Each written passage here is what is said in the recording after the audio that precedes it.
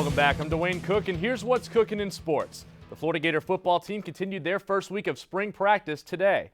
As will be the storyline all spring and into fall, the quarterback battle continues to be in the spotlight. We mentioned on the first day of practice that Will Greer took the first snap, and head coach Jim McElwain seemed surprised by that. It wasn't. Somebody had to, I guess. So he must have ran in there first.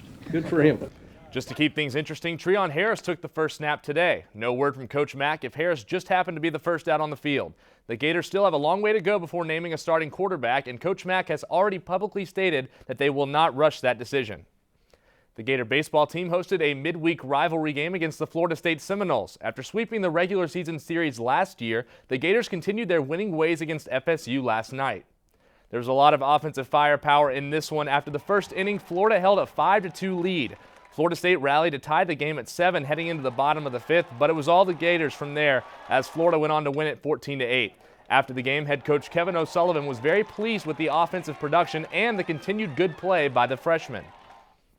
We got 16 hits, and 9 of the 16 were by the freshmen. So to play in this game for the first time, that's really, really good. The Gators hit the road this weekend as they begin their first SEC road series against the Ole Miss Rebels.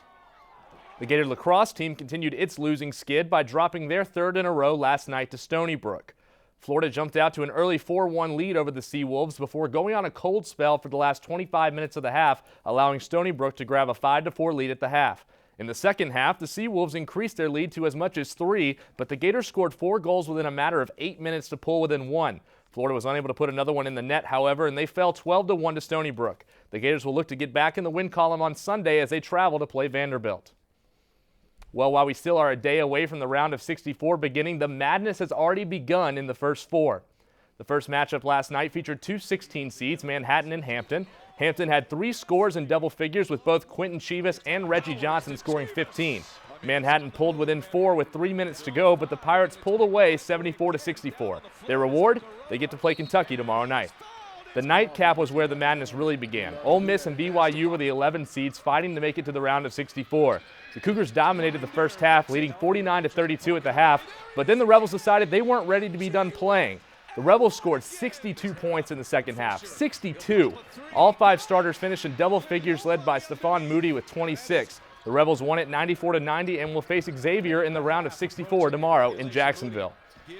The other first 4 games tonight include the North Florida Ospreys taking on the Robert Morris Colonials in just a few minutes. Winner plays Duke Friday night in Charlotte, North Carolina. The night game features 2 11 seeds between Dayton and Boise State. Dayton made it to the Elite 8 last year where they lost to the Florida Gators.